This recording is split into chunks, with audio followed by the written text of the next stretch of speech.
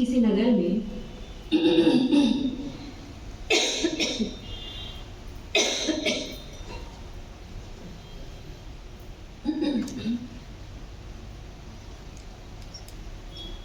किसी नगर में एक सेठ रहते थे। उनके 4 पुत्र थे। पुत्री की इच्छा थी, बड़ी मनौतियां की और इतने मन्नत मांगे, बड़ी मनौतियों से एक पुत्री हो गई। तो 4 पुत्र और एक पुत्री, भरा पूरा परिवार।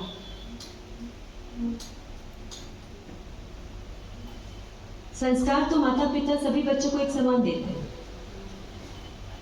लेकिन बच्चों की पात्रता कि बच्चे संस्कार ले पाते हैं या नहीं पाते हैं, माता पिता के संस्कार ग्रहण कर पाते हैं या फिर बाहरी संस्कार, ये बच्चों के ऊपर निर्भर है, उनकी पात्रता। पर माता पिता बराबर से देते हैं सबको। 5 को संस्कार बराबर दिए गए, सही गलत सबका सब अच्छे से समझाया गया और इस तरह से धीरे धीरे वो बड़े हुए। अध्ययन अध्यापन सब अच्छा। 4 पुत्र जो थे वो बिल्कुल आज्ञाकारी, माता पिता के आज्ञाकारी संतान। अब जो लड़की थी, पुत्री जो थी, 4 भाई की एक बहन, माता पिता की एकाकी पुत्री, तो खूब लाड़ प्यार होता, जो वो बोलती वही होता।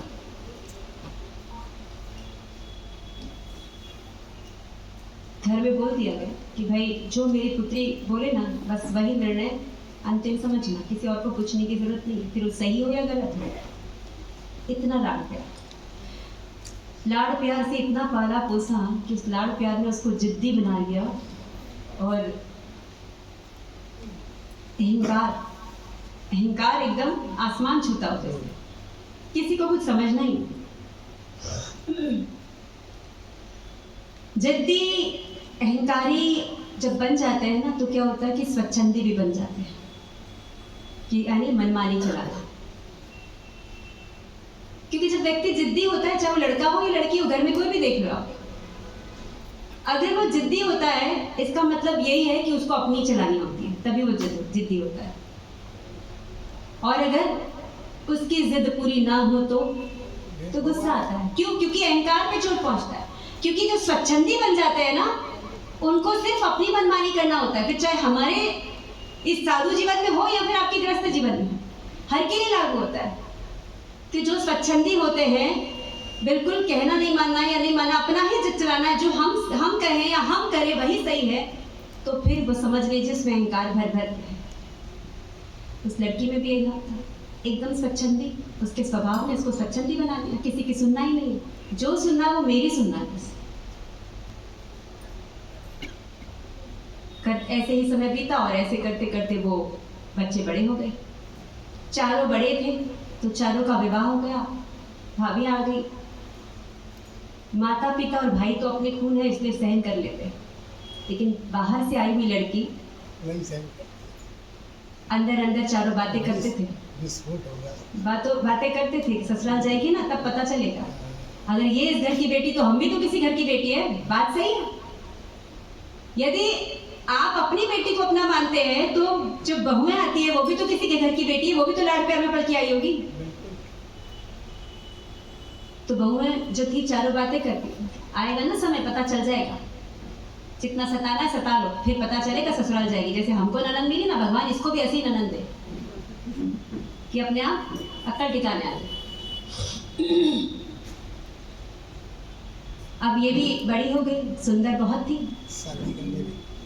पढ़ी लिखी भी थी, पढ़ाई लिखाई भी कराया और सारे संस्कार भी दिए, मगर एक ही माइनस था उसके अंदर, जिद, घमंड, मनमानी करना, स्वच्छंद बना, ये उसके अंदर माइनस है। पिताजी ने देखा इतनी सुंदर है, इतना ऐसे है, तो इसके बराबर का लड़का देखना पड़ेगा, और यही सबसे बड़ी नासमझी है। आज के लड़के लड़कियां भी यही करते हैं, सुंदर हैं तो हमारे साथ चलने वाला हमको सुंदर चाहिए, बहू ढूंढेंगे या जवाई ढूंढेंगे तो सुंदर होना चाहिए। अगर बेटी सुंदर नहीं है ना, तब भी जवाई सुंदर चाहिए। बेटी काली है पर जवाई चाहिए कैसा, पूनम का चांद, भाई शाबाश। एकदम गोरा। और अगर बहू भी लाना है तो बेटा काला कलूटा सुंदर नहीं है, बिल्कुल नहीं है सुंदर। नाक नक्शा सुंदर है, कुछ सुंदर है, लेकिन उसके बावजूद भी बहू तो सुंदर ही लानी है। तो यहाँ पर ये भी यही था, सेठ की भी यही थी कि भाई मेरी बेटी बहुत सुंदर है, गोरी चट्टी, तो मुझे भी वैसा ही वर ढूंढना पड़ेगा। क्योंकि क्या सोच होती है जो आज चलती है ना, कि भाई हम इतने सुंदर हैं और ऐसे काले कलूटे और उनके साथ शादी करेंगे तो साथ में चलने में भी शर्म आएगी। तो साथ में चलने लायक तो होना चाहिए। साथ में चलने के लिए आप गोरा चिट्टा रूप में देख रहे हैं, स्वभाव भले कैसा भी हो। जिंदगी चलेगी कैसे, स्वभाव से। जिंदगी रूप से नहीं चलती, क्योंकि एक उम्र आती है तो रूप अपने आप ढल जाता है, कलर अपने आप काला हो जाता है। स्वभाव अच्छा देखना चाहिए, लेकिन वो नहीं दिखता है ना, क्योंकि रूप दिखता है बाहर, पहले तो रूप देखेंगे लोग। आज की लड़कियों को देखेंगे, क्योंकि बहुतों से मिलना होता है ना, लड़कियां आती है, यहाँ नहीं है लेकिन बहुत जगह तो आती है, तो लड़कियों की सोच जानते हैं तो आश्चर्य होता है कि माता पिता ने उनको पढ़ाया था समझदार बनाने के लिए, लेकिन वो तो नासमझ है। पढ़ाई लिखाई ने इतना समझदार बना दिया उनको, ऐसा समझदार कि अब वो माँ बाप को ही गौर करते हैं। अब अपनी ही मनमानी। लड़का बहुत होशियार, लड़का बहुत होशियार है, कमाई में भी, हर चीज में भी, स्वभाव में भी, लेकिन यदि उसके बाल कम हैं नहीं चलेगा। उसकी उम्र 4 साल बड़ी है अपने से तो नहीं चलेगा। पहले कितने कितने बड़े बड़े उम्र के लोग 12-12 साल का गैप होता था, शादी अच्छी नहीं चली, चली ना अच्छी। ये तो बराबर का देखते हैं ना, इसलिए लड़ाई झगड़ा ज्यादा होता है, क्योंकि दोनों बराबर के होंगे तो झगड़े ही होंगे ना। फिर लड़कियां कैसी होती है आज की, थोड़ा सा भी चश्मा लगा हुआ है, खुद के चश्मा है, लेंस लगाया हुआ है, लेकिन लड़के को चश्मा लगा हुआ नहीं चलेगा, अगर पावर ज्यादा है तो नहीं चलेगा। मेरी फ्रेंड्स के आगे मेरे फ्रेंड सर्कल में मुझे शर्म आएगी। मतलब ये सोच है लड़कियों की, स्वभाव नहीं देखना। और जिंदगी स्वभाव से चलती है। अच्छी खासी गाड़ी चले ना जिंदगी की, तो वो स्वभाव, दोनों का स्वभाव मैच होना चाहिए। रूप रंग है ना, शरीर का डॉल बेडॉल होना ये मायने नहीं रखता, मायने रखता है स्वभाव, ये मैच होना चाहिए। देख लिया, योग्य वर ढूंढा, और खानदान भी अपने बराबर का ढूंढा, पैसे में, क्योंकि कहते हैं ना कि रिश्ता हमेशा बराबर वालों में होना चाहिए। कम में होता है तो भी दिक्कत, ज्यादा में हो गया तो भी दिक्कत। तो उसने वैसा ही देखा, खानदान भी वैसा देखा, और अपनी बेटी के योग्य वर भी वैसा देखा। सब कुछ अच्छा लगा और विवाह हो गया। अब लड़की विवाह करके गई, लड़के वालों ने तो सोचा था कुछ और हो कुछ गया। इतना रूप, खानदान अच्छा है ना, खानदानी लड़की, तो वो भी वैसे ही होगी। लेकिन कहते हैं ना कि जब तक मुंह नहीं खोले ना, तब तक पता नहीं चलता कौन कैसा। जब मुंह खोलते हैं ना, तब पता चलता है ये व्यक्ति कैसा है। जब वहां गई, पहले दिन सब बहू आई है, भाभी आई है, तो सब खुश। परिवार में कितने लोग, सास ससुर देवर ननंद और पति, ये इतने का परिवार, नौकर चाकर बहुत। वहां गई तो उसको लगा कि जैसे मायके में चलता था, मेरा भी यहां भी चलेगा, सब कुछ मुझे पूछ पूछ करेंगे। पर उल्टा वहां पर चलाने के लिए सास थी, और सास के जो गण थे वो बहू से ज्यादा तेज थे। बस देर क्या है। हाँ, गण तेज थे उसके, तो बहू का चलना नहीं था। देर क्या है। बहू पहले दिन तो बीत गया, लाड़ प्यार में बीता। बहू आई है, बहू यही तो करते, पहले बहू आती फर्स्ट दिन से उसको सर पे चढ़ा देते हैं ना, बस। अच्छा माँ बना, उसके बाद आप सब पहले ही दिन ढील दे देते हैं, तो दूसरे दिन आप ढील देने के लिए कुछ बचा ही नहीं। बिल्कुल सही है।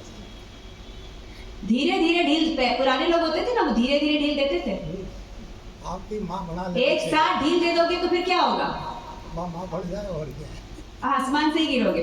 वही हाल होता है, पतंग का क्या हाल होता है, पतंग की यही हाल होता है ना, कि एक साथ ढील दे देते तो क्या, और धीरे धीरे देखते हैं ना, वैसे करते समय वो जैसे देखता है सामने वाले को, वैसे ढील देता है। तो ससुराल आती है बहू, अपनी भी बेटी जाती है किसी के यहाँ, तो वहां पे भी अगर वो लोग ऐसा करते हैं कि स्टार्टिंग से ही अगर फ्रीडम दे दिया तो गलत। आप उसको पहले संस्कार तो दीजिए। सब गलत यही करते हैं, लड़की आती है, पहले अपने घर के संस्कार समझाइए, तौर तरीके समझाइए। आज भी बाड़मेर वगैरह में तो फिर भी यही सिस्टम है।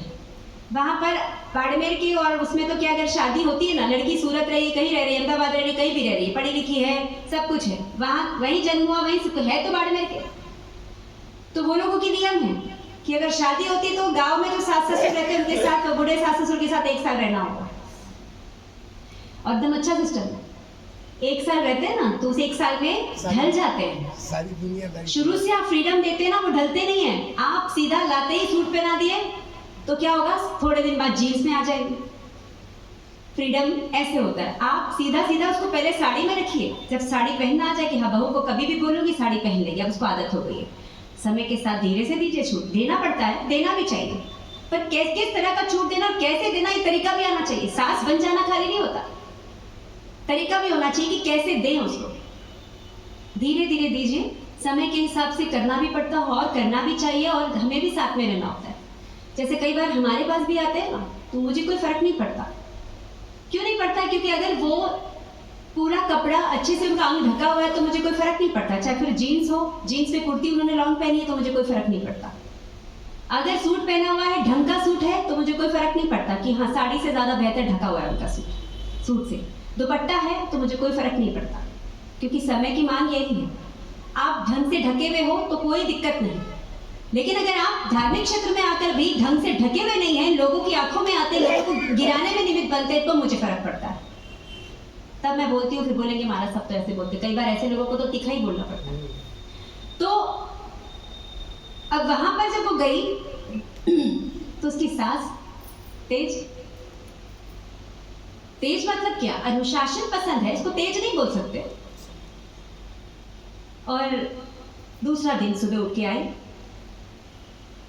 नौकरों से कहा खाने में ये बना दे। नौकर जब पूछना नहीं आया ना, तो देखा पूछना नहीं आया, क्योंकि उसके यहाँ पूछते थे आज खाने में क्या बन रहा है, ये बनाना है, नाश्ते में ये बनाना है।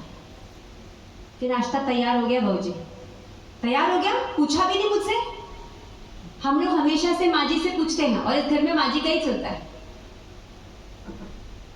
नहीं, आज से मुझसे पूछोगे। अब मैं आ गई हूं ना, तो अब मुझसे पूछोगे। सास आ गई, सास बोली नहीं अभी तुझे सास बनने में देरी लगेगी, अभी तू बहू है। मैं भी जब बहू थी ना तो मेरी सास का चलता था, अब मैं सास बन गई हूँ तो अब मेरा चल रहा है। तो इस घर में जो भी होगा वो सब मेरे हिसाब से चलेगा। उसने कुछ बोलना बेहतर नहीं समझा, वो चुप हो गया, लेकिन अंदर अंदर अहंकार, ईगो पर चोट पहुंचा, क्रोध आया, बहुत गुस्सा तो था ही ना। इतना गुस्सा आया, अंदर गई और जाकर पति को बोला कि देखिए माँ जी ऐसे ऐसे बोलती है, मुझे ऐसे ऐसे करती है, मैंने बोला तो मेरी बात को ऐसे काटती है। तो पति था, वो पति ने बोला देखो तुम लोगों के बीच क्या होता है ना, वो मुझे मत बोलो। ये पतियों की समझदारी। जो पति समझदार होते हैं ना, वो कभी औरतों के बीच नहीं बोलते, क्योंकि उनके लिए माँ पहले है। लेकिन जिसको लेकर आए हैं उसको भी तो गौर नहीं कर सकते ना। तो जिसको आप लोग खुद ही जिंदगी जी चुके हैं कि मान लीजिए अगर पति नहीं सुने, माँ का ही सुना, तो कैसे जिंदगी लगती थी। लेकिन जिसको लेके आए वो भी किसी घर की बेटी है, तो उसको भी मान सम्मान देना चाहिए। ठीक है, माँ और दोनों में बैलेंस रखना होता है। माँ 20 हो सकती है और पत्नी 19 हो सकती है, मगर पत्नी एकदम गौण हो जाए वो भी सही नहीं। दोनों को बैलेंस, समझदारी है कि बैलेंस बना के रखें। पति ने कहा कि देखो तुम दोनों औरतों के बीच में नहीं बोलता, तुम दोनों अपने आपस में निपटो। मेरे से अगर तुमको कोई प्रॉब्लम है ना, तो तुम मुझे बताओ। तो मेरे में कोई कमी है, मेरी वजह से तुमको हर्ट हो रहा है, तो तुम मुझे बताओ, वो मैं दूर करूंगा, लेकिन तुम दोनों के बीच में नहीं बोलूंगा। तुम दोनों तुम जानो। अब पति भी सपोर्ट नहीं कर रहा है, नहीं तो पत्नी के पास एक हथियार होता है। अगर पति लल्लू होता है ना, तो जाके रो के थोड़ा सा बोल दिया तो पति तुरंत पत्नी के इसमें आ जाएगा और माँ से लड़ना शुरू कर देता। जो नासमझ होते हैं, सबसे बड़ा हथियार, वो घर को बिल्कुल बैलेंस बनाकर नहीं चलते ना, तो घर बिगड़ता ही है। लेकिन पति ने नहीं सुना, अब क्या करें? फिर देवर के पास गई, देवर को बोला, तो देवर ने माँ की साइड ली कि भाभी देखो आप नहीं हो तो अभी आप इस बीच में मत बोलो तो ज्यादा अच्छा रहेगा। माँ को जो माँ करती आई है माँ करेगी। माँ को लगेगा कि आपको कर देना है, मुझे ये सौंपना है, तो अपने आप दे देगी काम, आप अभी कुछ मत बोलो। अच्छे से ही समझाया, पर वो भी बुरा लगा। कि हाँ माँ है ना तो माँ का ही पक्ष लेगा, मैं तो बाहर से आई हूँ तो मेरा क्यों पक्ष लेगा। फिर ननद को कहा कि माँ को समझाओ, बूढ़ी हो गई है, सब ऐसा हो गया है, तो ये सब कुछ छोड़ दे, अब मैं आ गई तो मेरे को सौंप दे, सब मैं करूँगी करते। बोलने बोलने का ढंग होता है। जब उसने बोला ननद को समझ आया कि इसको अपना चलाना है, मनमानी करनी है, पिता के घर में वही किया इसलिए यहाँ पर उसको करना है, बातों से समझ आ गया। तो बात आपको अगर आपके भीतर अगर ये है कि मुझे सास का बोझ हल्का करना है कि भाई अब उनको ज्यादा परेशानी नहीं देना, ये भाव हो ना, तो बोलने का तरीका चेंज हो जाता है। तब बोलते कि माँ जी अब बहुत हो गया, अब आप कर चुके काम, आप बैठो, इंस्ट्रक्शन दो, मैं सब करूंगी, ये तरीका होता है ना कि सौंप दो सब, अब क्या करना है, बूढ़े हो गए। तो बोलने बोलने में समझ आ जाता है कि बेटी या बहू जो है वो कैसी है, क्या भाव है उनके भीतर। ननद ने भी समझाया तो ननद भी बुरी हो गई, हाँ सब माँ के कहने में होंगे, मेरे क्यों होंगे। अब 7-8 दिन हो गया शादी को, 7-8 दिन में पूरे चेहरे की रंगत खत्म, चेहरा मुरझा गया। 7-8 दिन बाद पिताजी आए, तो 7-8 दिन में माहौल ऐसा हो गया कि घर के मेंबर, नौकर चाकर जो भी है, कोई इनसे बात नहीं करना चाहता, क्योंकि बात करे तो गुस्सा शुरू, लड़ना झगड़ना शुरू, तो कोई बात करना ही नहीं चाहता। सेठ जी, उनके पिताजी 5-7 दिन बाद, जब होता है ना नई नई शादी होती, क्या बोलते, पगफेरा, पियर लाते हैं, तो ले पवनाचारी, क्या बोलते हैं, पवनाचारी बोलते हैं, पगफेरा, जो भी पगफेरा, उसके लिए लेने के लिए गए। इकलौती लड़की थी तो 7-8 दिन भी ऐसा लग रहा है कि 7-8 साल हो गए जैसे। माँ ने, सबने कहा जल्दी ले आइए, तो गए, वहाँ पहुँचे। जब लेने के लिए गए तो क्या देख रहे हैं, सबके चेहरे मुरझाए हुए हैं, कोई खुशी नहीं। अरे 7-8 दिन हुआ, नई बहू आई है, पहली बहू है, तो कितनी खुशी होनी चाहिए, घर कितना रौनक होना चाहिए। बेटी को देखा तो अरे बेटी को 7-8 दिन में भेजा, जब तो इतनी निखरी हुई थी, ऐसी सुंदर, 7-8 दिन में से काली हो गई और चेहरे का रंग उड़ गया, पतली हो गई, ये क्या, अभी तो निखरना चाहिए 7-8 दिन में, तो इसको कुछ तो बात है। फिर वो गए, किसी ने उनसे बात नहीं किया, वरना शादी के वक्त और सगाई जब किए तो कितना बातचीत था इन लोगों का। तो जब वो बैठे, नाश्ता लाए, नौकर ने नाश्ता कराया, और फिर देखा कि नहीं नाश्ता नहीं करेंगे, हमको रवाना होना है ताकि हम समय पर पहुंच जाए। ठीक है, आपकी इच्छा, बस इतना बोल दिया। इतना भी नहीं बोला कि बैठो, आप नाश्ता करो, इतनी जल्दी क्या है, शाम तक चल जाना, कल चले जाना। जरूर कोई बात है, अंदर से समझदार था। फिर बेटी से कहा तैयारी कर लो, अपन को अभी निकलना ही है। गाड़ी लेके आई थी, बेटी तैयारी करी, खुश हो गई बेटी, पापा को देखा, अरे जाना है तो खुश, तैयारी शुरू, तैयारी हो गई। तैयारी करके पापा चलो, तैयारी हो गई पिताजी, चलो। वो उठे, सब लोग बाहर छोड़ने आए, पूरे नौकर चाकर और जितने मेंबर घर के जितने थे वो सब छोड़ने आए। तब सेठ को थोड़ी शांति हुई, नहीं सब अच्छा है, मैं ही बेकार में सोच रहा। गाड़ी तक आए, बोले अच्छा बयान जी चलते हैं, जल्दी आना पड़ा, आप लोगों को लगा होगा इतनी जल्दी आ गए, क्या करूं, इसकी माँ का मन नहीं लग रहा, हमारी तो इकलौती बेटी है ना, तो आदत सी बनी हुई, धीरे धीरे ही थोड़ा आदत जाएगा, तो हमारे को उसने जल्दी हुई तो हम आ गए लेने के लिए। तो सासू ने क्या कहा, कोई बात नहीं, आराम से लेकर जाइए, जब तक मन नहीं भरे ना आप आराम से रखिए, 1 महीना 2 महीना 3 महीना 6 महीना, साल भर, 2 साल 3 साल, जब तक मन करे तब तक रखिए। जैसे ही सेठ ने सुना चौंक गए कि 2 साल 3 साल, मतलब कुछ तो बात है, मतलब बहू को वापस लाना नहीं चाहते क्या?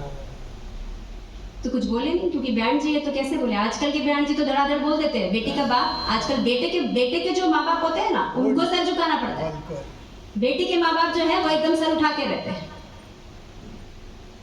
और सेठ चौंक गए, कुछ बोले नहीं, ठीक है, गाड़ी में बैठ गए। बेटी तो पहले जाके बैठ गई। फिर प्रणाम किया, नहीं कुछ नहीं। सेठ को भी लगा कि बेटी की गलती है, आज जा रही है तो पैर पड़ना चाहिए, सबको ननद है, सबसे गले लगना चाहिए, नहीं चलो ठीक है। अब गाड़ी रवाना हो गई, बैठे रवाना हो गई। थोड़ी दूर गए होंगे, बेटी बाहर ही देख रही, खुश हो रही, चेहरे पे अब चेहरा खिल गया। उस समय का चेहरा और इस समय के चेहरे में फर्क है। पिताजी ने कहा और कैसे हैं? तो ठीक है एकदम। हाँ मैं एकदम ठीक हूँ, तो आपको देख के तो और ठीक हो गई, और घर पहुंचूंगी तो और एकदम मजा आ जाएगा। फिर पिताजी पूछ रहे हैं कि अच्छा बताओ 5-6 दिन ससुराल कैसा लगा? ससुराल में तो तेरे को मजा ही आया होगा, हम लोग को तो भूल ही गई होगी, मैं का तो याद ही नहीं आया होगा। तो उसने कहा काय की मुलगी काय का ससुराल, पियर पियर ही रहेगा और ससुराल ससुराल ही रहेगा, वो कभी पियर नहीं बन सकता। फिर उसने मुंह घुमा लिया। अच्छा छोड़, ये तो बता ससुराल कैसा लगा? साक्षात नरक। आपने मुझे नरक में भेज दिया पिताजी। सही है। और कोई भी बाप अपनी बेटी को ऐसे नरक में नहीं भेजता। पिताजी सुने तो कान खड़े हो गए, क्या बोल रही है नरक? 7-8 दिन में ससुराल नरक लग रहा है? अच्छा ऐसी बात है। उसमें कोई तो ऐसा होगा ना। अच्छा तेरे ससुर कैसे? तेरे ससुर तो होंगे ना एकदम पिताजी की तरह प्यार करने वाले, एकदम ऐसे। मेरी भी याद नहीं आई होगी। ससुर कभी पिता नहीं बन सकते, ससुर ससुर ही रहने वाले हैं वो। अच्छा वो कैसे हैं? तुझे कैसे लगते हैं बता? मुझे तो वो साक्षात यमराज लगते हैं। पिताजी जैसे जैसे बेटे की बात सुन रहे हैं ना, उसके कान खड़े हो जा रहे हैं, आंखें चौड़ी हो जा रही है। क्या बोल रही है? दिमाग सुन हो रहा है। साक्षात यमराज है।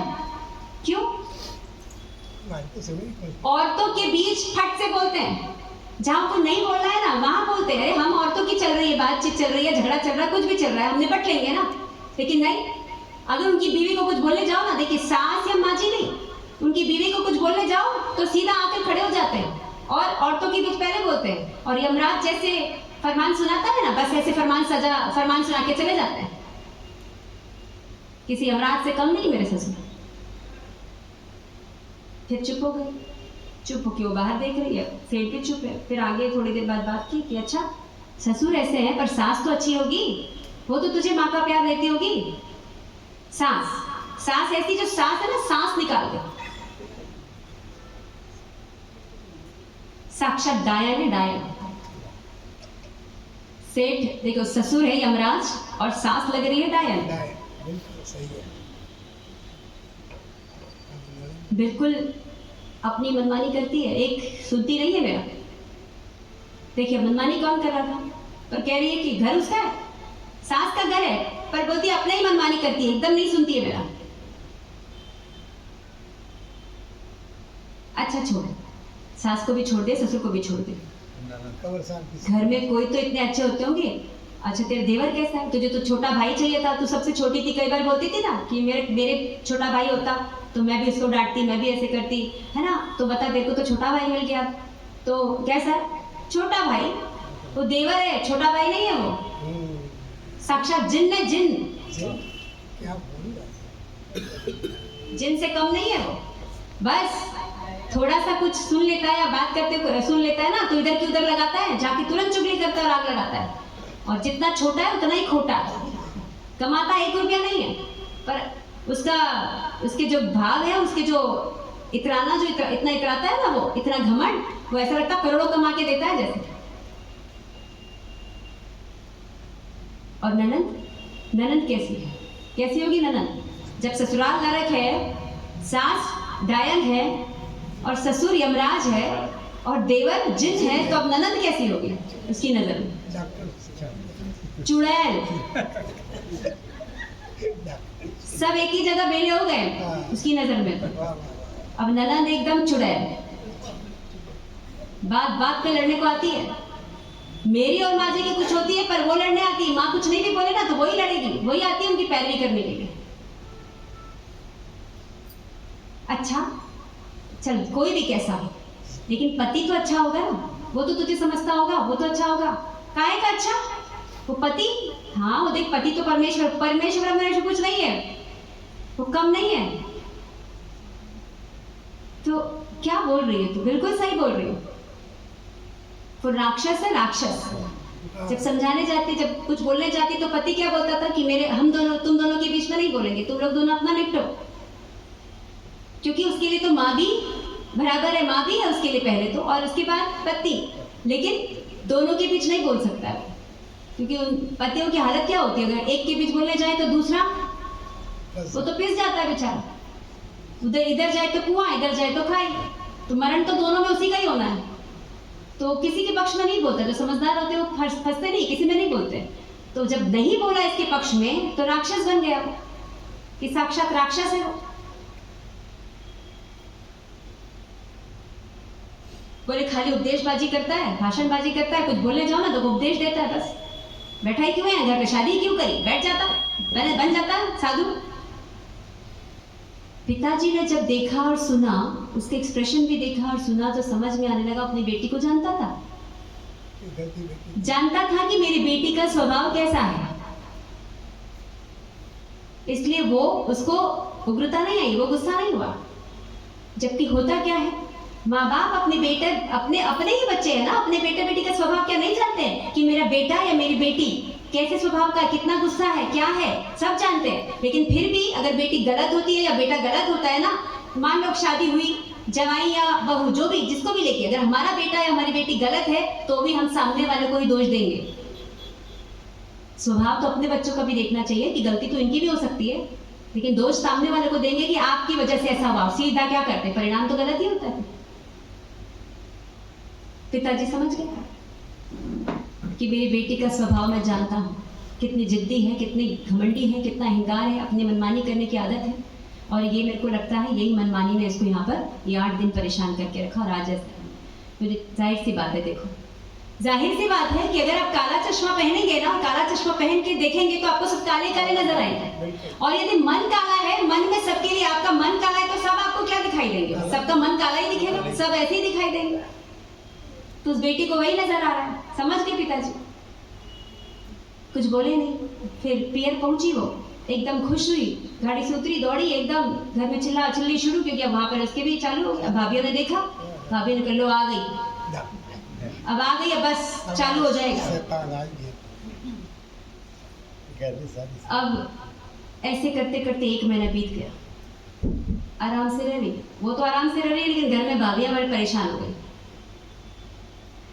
पिताजी ने देखा कि 1 महीना हो गया, सामने वाले को कोई समाचार नहीं आया, कि हकीकत तो नहीं है जो हमको कहा था कि भाई जब तक मन करे 2-3 साल तब तक रख लो, ये तो गलत हो जाएगा।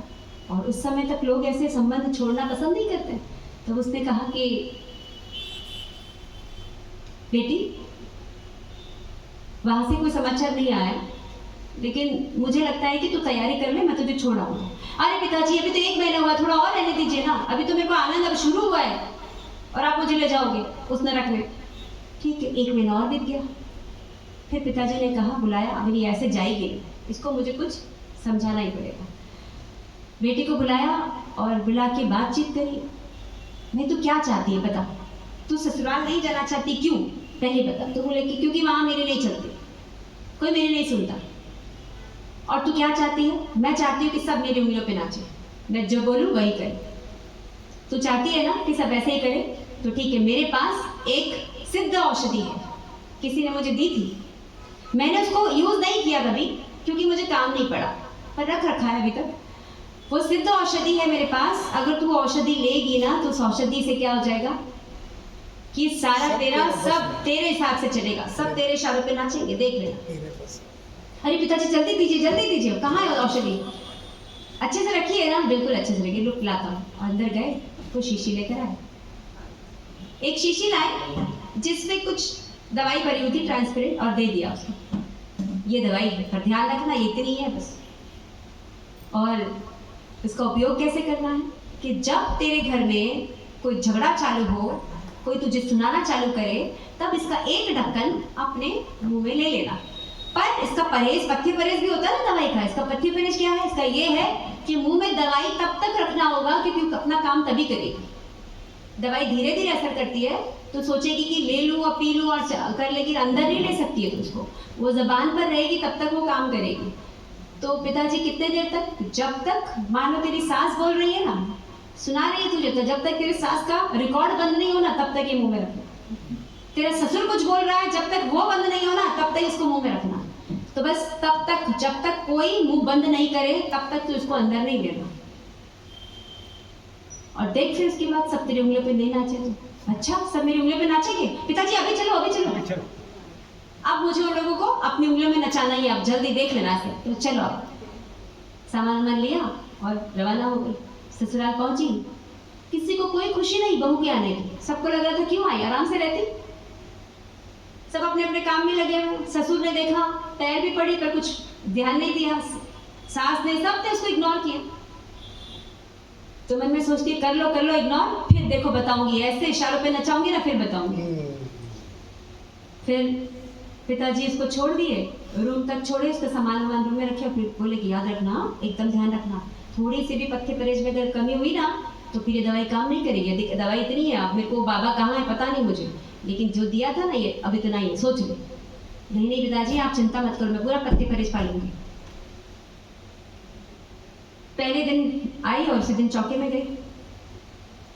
चौके में गई, कोई बात ही नहीं करा, ना नौकर चाकर ना घर का कोई सदस्य बात नहीं करा। बोले बात नहीं करेंगे और ये झगड़ा नहीं करेंगे मुझसे, कुछ बोलेंगे नहीं तो मेरी दवाई यूज करके मैं उसको कैसे उंगली पे नचाऊंगी सबको। फिर एक बर्तन पटका जोर से, सास जोर से चिल्लाते हुए कौन है, चिल्लाते हुए आई, बड़बड़ करते हुए आई, तो देखा बहू से गिर गया है। बस चिल्लाना माँ बाप तक पहुंच गई कि बाप के घर से यही सीख के आई क्या, एक महीने में ऐसे वैसे, और तेरे बाप ने दिया कि बर्तन जो बोलना चालू।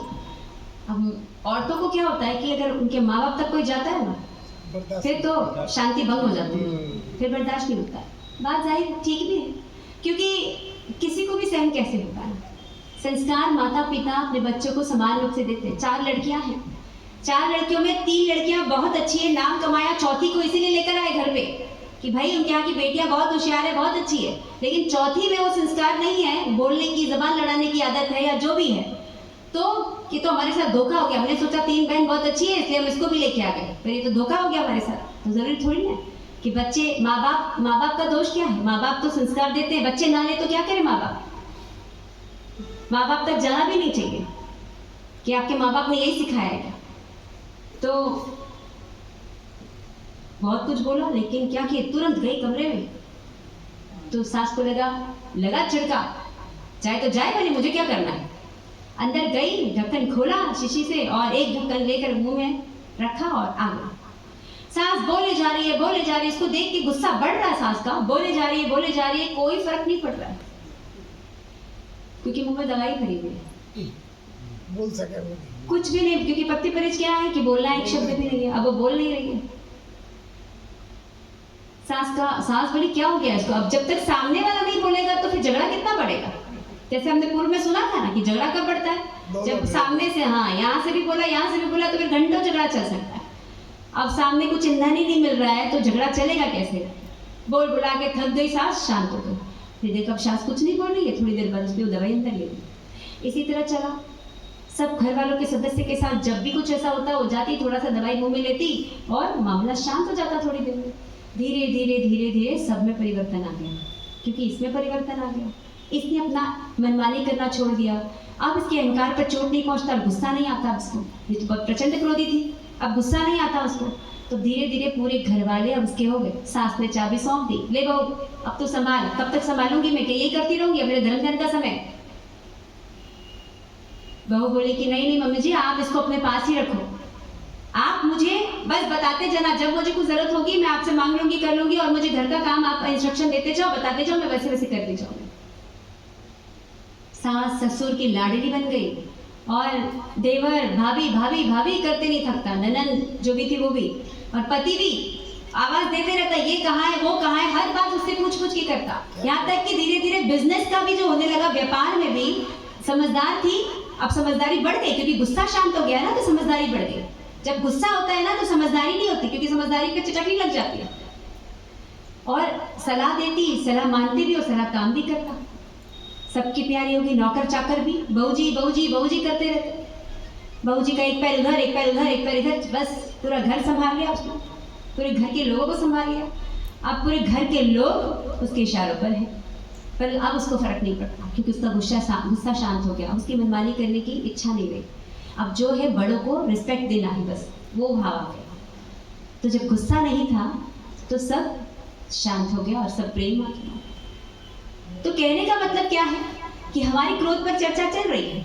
हम जितनी भी कभी भी प्रवचनों में कहानी सुनते हैं, कुछ भी सुनते हैं ना, तो कहानी नहीं होती, वो कहानी एक प्रेरणा होती है, जो हमें प्रेरणा देती है, बोध देती है। उसका हार में समझने की जरूरत है कि ये कहना क्या चाहता है। ये कहानी जो हम सुन रहे हैं ना, इस कहानी से हम क्या समझे, क्रोध पे हमारी चर्चा है ना। पहला कारण था क्योंकि क्रोध हमारे मन में भरा हुआ है, इसलिए वो बाहर आ जाता है, प्रसंग मिलते हैं। दूसरा कारण है, इस कहानी से पता चलता है कि क्रोध का दूसरा कारण है कि अपेक्षा की उपेक्षा। दूसरा कारण कि जब हमारी अपेक्षा की उपेक्षा होती है ना, तो गुस्सा आता है। बेटी की इच्छा है कि ससुराल में मेरा चले, लेकिन नहीं चलता है, अपेक्षा की उपेक्षा हुई तो गुस्सा आता है।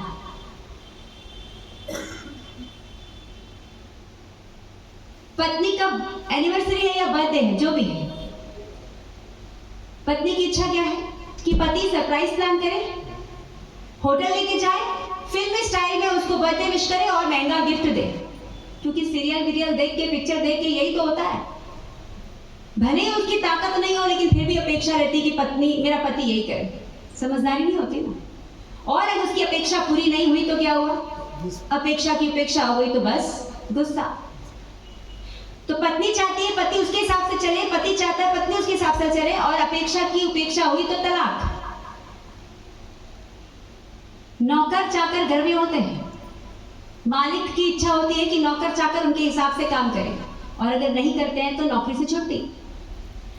एक घटना सुनने में आई कि एक बच्चा पढ़ाई में होशियार था, उसके पापा डॉक्टर बनना चाहते थे, लेकिन इतना पैसा नहीं था, इसलिए डॉक्टर नहीं बन पाए। तो उसने क्या सोचा कि मेरा बेटा होगा ना, मैं उसे डॉक्टर बनाऊंगा। जो मेरी इच्छा है ना, वो मर गई ना, उस पर पूरा करूंगा। अरे भाई, तुम्हारी इच्छा है, पर तुम्हारे बेटे की भी तो इच्छा होगी। तुम्हारी अपेक्षा और उसकी अपेक्षा दोनों अलग अलग होंगी।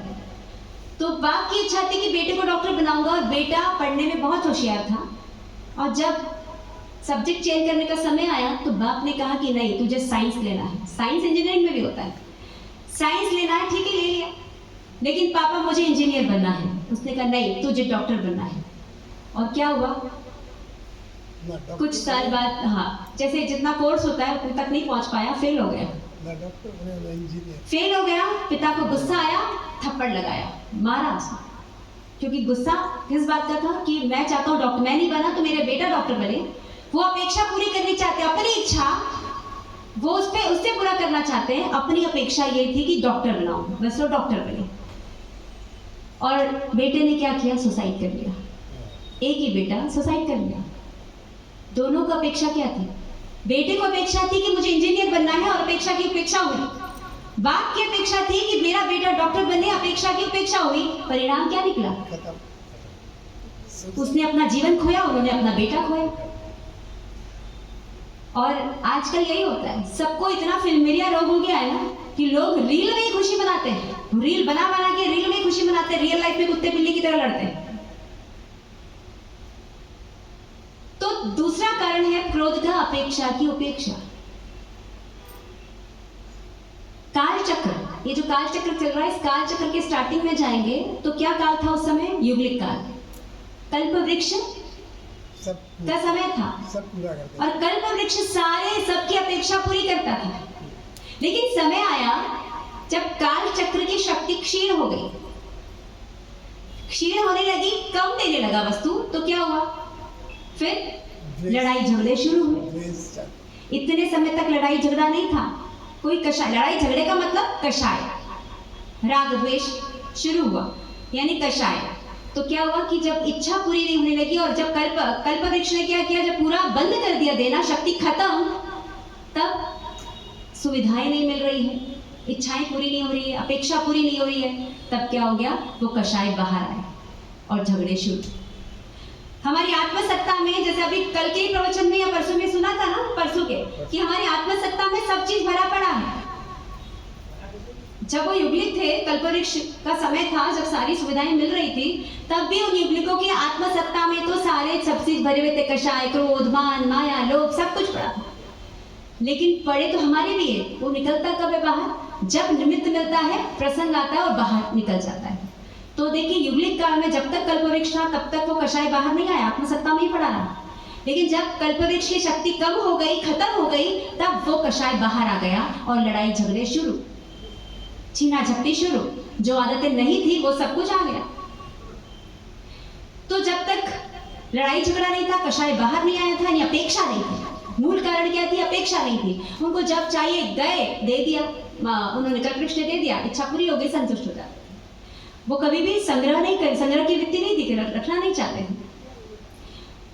अब जब कमी होने लगी तब संग्रह वृत्ति भी प्रारंभ हुई, हाँ, सब चीज प्रारंभ हुआ। तो जब तक सुविधा थी, अपेक्षा पूरी हो रही थी, तब क्या था, एक ही गति खुली थी, कषाय नहीं था ना। तो सिर्फ उस समय तक तीन गति के दरवाजे बंद थे, एक गति खुली थी, वो क्या थी, देवलोक, देव गति के। क्योंकि युगलिक मार्ग के कहाँ जाता है, नियमा देव गति में ही जाता है। तो तीन गति के दरवाजे बंद थे। लेकिन जब झगड़ा शुरू हुआ, कषाय बाहर आ गया, अपेक्षा की उपेक्षा होने लगी, तब तीन गति के बंद दरवाजे भी खुल गए। अब चारों गति के दरवाजे खुले। तो कारण अपेक्षा की उपेक्षा। वो चारों गति के दरवाजे खुले, कारण यही था, अपेक्षा की उपेक्षा हो। फिर साधु जीवन हो या ग्रस्त जीवन हो, सबके जीवन में यही होता है। आपको हमसे अपेक्षा है, आपको हमसे अपेक्षा रहती, साधु साथियों से अपेक्षा रहती है कि महाराज साहब प्रवचन दे, महाराज साहब स्वाध्याय कराए, महाराज साहब ये करे वो करे। मान लीजिए किसी दिन तबीयत ठीक नहीं है और उस दिन आप दूर से आए हैं, उस दिन स्वाध्याय नहीं करा पाए, तो आपकी अपेक्षा की उपेक्षा हुई तो गुस्सा आएगा। आपकी इच्छा है कि महाराज साहब के जाए तो महाराज साहब कम से कम नजर उठाकर देखें, मुस्कुराए, है ना। और आप जब जुड़ जाते तो आपकी अपेक्षा रहती है कि महाराज साहब हमको फोन करके पूछे क्या बात है, आप आए नहीं, है ना, फोन करके। और अपेक्षा की उपेक्षा हो गई, महाराज साहब ने, अरे 10 दिन हो गया महाराज साहब ने पूछा ही नहीं। और महाराज साहब के हम गए तो भी महाराज साहब ने नहीं बोला क्या हुआ, कल आए नहीं, तो क्यों जाए ऐसे महाराज के पास। अपेक्षा की उपेक्षा हुई कि जब हमारी कदर ही नहीं, हमारा महत्व ही नहीं है, क्योंकि अपेक्षा क्या है, हमारा महत्व, महाराज हमको आगे से आगे पूछे, तो अपेक्षा की उपेक्षा हुई, महाराज के पास जाना ही नहीं। ऐसे महाराज के पास क्या जाना कि नजर को उठाकर देखने का टाइम नहीं, मुस्कुरा कर देखने का टाइम नहीं। अरे मुस्कुराहट आए तो नहीं आए तो जबरदस्ती है क्या। तो अपेक्षा की उपेक्षा, तो गुस्सा तो हमको भी आना चाहिए जब आप हमारी अपेक्षा की उपेक्षा करते हो। हमारी अपेक्षा क्या रहती है, क्या रहती है आपसे हमारी अपेक्षा, क्या आप लोग करोड़ों रुपए लाके दें, क्या साधु साथियों को क्या अपेक्षा होगी, आत्मकल्याण में कि भाई आप प्रवचन नित्य सुने, मेरा सुने करके नहीं। जो साधु साथी आते हैं ना, उनको ये अपेक्षा नहीं रहती कि आप मेरा ही सुनो, कम से कम प्रवचन में आओ, जिनवाणी तो सुनो, कि एक सामायिक हो जाती है ऐसी बहाने, है ना। ये रहता है उनको, आत्मकल्याण का ही रहता है कि आपके आत्मकल्याण की, आपसे हमारे भी आत्मकल्याण हो जाता है। क्योंकि हाँ, परस्पर अपग्रहो जीवाना, एक दूसरे के इससे होता है, हमारा भी स्वाध्याय हो जाता है इसी बीच, और आपका भी जिनवाणी सुनने से 1 घंटा स्वाध्याय हो जाता है। तो और कल्याण मित्र ही हम आपके। हर साधु साध्वी हर आत्मा के लिए कल्याण मित्र होता है। तपस्या में जोड़ना, यही तो लक्ष्य होता है, अपेक्षा यही होता है कि वे तपस्या करें। आपसे होता है तो करें, नहीं होता है जबरदस्ती नहीं धकेलते। शरीर से तन करके, शरीर से हटकर भी नहीं करना चाहिए। जितना शरीर बोले उतना प्रयास करें, थोड़ा और प्रयास करें, लेकिन जब शरीर न माने तो धर्म की निंदा हो, जन शासन की निंदा हो, ऐसा काम भी ना करें। तो हमारी अपेक्षा बस आप लोगों से यही होता है कि कुछ याद करें, कुछ स्वाध्याय करें, कुछ गाथा याद करें, आगे बढ़े, प्रतिक्रमण याद करें। क्योंकि प्रतिक्रमण कराने वाले आपके जैन भवन में भी अगर बात करें ना, इस कलकत्ता की कौन है आप, मनोज सिंह जी आते हैं कराने के लिए। अब इस साल मनोज सिंह जी नहीं आएंगे, महावीर भवन में कराएंगे। आपको कौन कराएगा यहाँ पे, महेंद्र जी भी जा रहे हैं, कौन कराएगा आपको, मैं हूँ। ठीक है, अगर मान लो चतुर्मास भी नहीं होता उस समय क्या करते, कोई ना कोई श्रावक में बुलाऊंगा। नहीं, यही हमारी अपेक्षा बस यही रहती है, शासन क्रिया से जीवनता रहता है। साधु साध्वी आए या ना आए, हमें हमारी क्रिया आए तो हम कम से कम जन शासन की जाओ जलाली कर सकते हैं। हमको आता है तो हम 10 को लेकर बैठ के उनको प्रतिक्रमण कराने का निमित्त बन सकते हैं, उनके सहयोगी आराधना में बन सकते हैं। यही अपेक्षा रहती है हमको। हमारे को कोई अपेक्षा नहीं है कि आप हमारे, मेरे को तो नहीं है कि आप मेरे भक्त बन जाओ, करोड़ों रुपया दोगे, आप ऐसे करोगे वैसे करोगे, बिल्कुल नहीं है। मुझे कोई काम होगा, मैं बहुत मुंह चला, ये अमित जी मुझे बोलते हैं, लेकिन मैं सच बोलूं, मेरे से तो 25 पैसे भी नहीं मांगे जाते, 5 पैसे भी नहीं बोले जाते कि आप ये करो, नहीं है मुझे, क्योंकि मुझे जरूरत नहीं है। जो काम श्रावकों का है वो मैं नहीं कर सकती, मैं नहीं बोल सकती, और मुझे जरूरत नहीं है। मुझे चाहिए दवाई, वो मिल जाता है, मुझे चाहिए कपड़ा लत्ता, वो मुझे मिल जाता है। शासन में बहुत जीवनता है, शासन में श्रावक श्राविका मुझे पूछते रहते हैं लाभ लाभ लाभ, मुझे लाभ की जब जरूरत होती है मैं बोल देती हूँ। ये तो आपका कर्तव्य है ना कि चातुर्मास में जब आप आए हैं तो आप सहयोगी बने इसमें, ये श्रावकों का कर्तव्य है। क्योंकि आप जब हम चौमासा करने कहीं भी जाते हैं, साधु साथी कहीं जाते हैं, तो वहाँ के जो संघ होते हैं वो उनका होता है काम, हम सब टीप करें, हम सब लाभ लें या जो भी करें, ये उनका कर्तव्य है। उसका कर्तव्य हम कैसे पूरा करें, हम क्यों बोले आप लाए हो चातुर्मास करने। कलकत्ता का संघ जो जैन भवन में आता है वो जाने ना ये चीजों को, मैं क्यों बोलूं कि ये फलाने रविवार को ये लाभ है, ले लीजिए लाभ। आप इसमें ये कर दीजिए, मैं नहीं बोलूंगी, ये आपका कर्तव्य जो आप चूकते हैं। आप चूकते हैं, और अगर कोई साधु साध्वी बोलता है तो उसका क्या होता है कि उनकी आप वो अपेक्षा पूरी नहीं करते शासन की, इसीलिए साधु साध्वी को बोलना पड़ता है। लेकिन ये आपकी समझदारी। तो अपेक्षा की उपेक्षा होती है ना, तो गुस्सा आता है, तो मुझे भी आना चाहिए, आता भी है, थोड़ा खराब लगता है, पर वो गुस्सा कैसा आता है कि नहीं, कैसा मेरा शासन चलेगा, कैसे मेरा गच्छ चलेगा। मुझे दुख होता है, बहुत दुख होता है जब मैं देखती हूँ ना ये स्थितियाँ। तो बहुत कलकत्ता की स्थितियाँ 35 साल पहले भी देखी थी और आज देखती हूँ। 23 में भी आई तब भी देखा, और 23 के बाद अब आई तो अब भी देखा कैसे चलेगा शासन, कैसे चलेगा गच्छ, कितना कमजोर है। ऐसे तो आप खट्टर गच्छ करते रहते हो, खट्टर गच्छ चलेगा कैसे जब क्रिया नहीं आएगी। तो क्रिया से ही गच्छ चलता है। खाली बोल देंगे ना मैं खट्टर गच्छ का हूँ, और आप क्रिया करते हो स्थानकवासी की, आप करते हो तेरापंथी की, आप करते हो सनातन धर्म की, तो कैसे खट्टर गच्छ हुए आप तो जा रहे हैं वहां सनातन धर्मों में, कैसे खट्टर गच्छ हुए आप। क्रिया तो आपकी कुछ है ही नहीं। तो अपेक्षा, शासन को भी अपेक्षा है, और शासन की जब अपेक्षा की उपेक्षा होती है तो सच सोच लो क्या होगा। फिर दिख रहा है ना हमको आज, हम बोलते हैं लेकिन जहां नहीं बोलना चाहिए वहां बोलते हैं। हम लिखते हैं लेकिन जहां नहीं लिखना चाहिए, जो नहीं लिखना चाहिए वो लिखते हैं। हम वो लिखें जिसमें हमारे गच्छ की जाहो जलाली हो, हम वो देखें जो हमारे शासन को आगे बढ़ाए, हम वो देखें जहां मेरे आत्मा का कल्याण हो, वो करें। तो अपेक्षा शासन को भी श्रावक श्राविकाओं से यही है, और श्रावक श्राविकाओं को भी अपेक्षा यही होनी चाहिए, साधु साध्वी को भी यही होनी चाहिए, और श्रावक श्राविका को भी यही होना चाहिए, सिर्फ और सिर्फ जन शासन। और अपेक्षा की अपेक्षा होती है तो दुख होना भी चाहिए। अगर आपकी अपेक्षा हम साधु साध्वियों से हैं कि आप आए हैं और इतना स्वाध्याय कराएं, इतना ये कराएं, इतना वो कराएं, जाहो जलाने कराएं, तो अपेक्षा पूरी नहीं हो तो आपको हम पर क्रोध आए, वो कोई गलत नहीं है कि महाराज साहब ये उचित नहीं है, महाराज साहब आप ऐसे करना चाहिए, महाराज साहब ऐसे करना चाहिए, इससे ज़्यादा फायदा होता है, ज़्यादा शासन के लोग जुड़ते हैं, ये आप ऐसे बोल सकते हैं क्योंकि तरीका होता है। और आपको अगर हमारे लिए क्रोध आए लेकिन सही के लिए आए, सही अपेक्षा के लिए आए, ऐसी वैसी अपेक्षा के लिए, जिस शासन का लक्ष्य नहीं, आत्मा का लक्ष्य नहीं, वो अपेक्षा नहीं। तो अपेक्षा की उपेक्षा ये दूसरा कारण है क्रोध का। अब आगे देखते हैं, और भी कोई कारण हो सकता है, 2 कारण के अलावा, तो कल हम उस पर चलेंगे। आज का सत्संग। ओम शांति शांति शांति। प्रश्नोत्तरी में पुरुष वर्ग से प्रश्न है, संसार में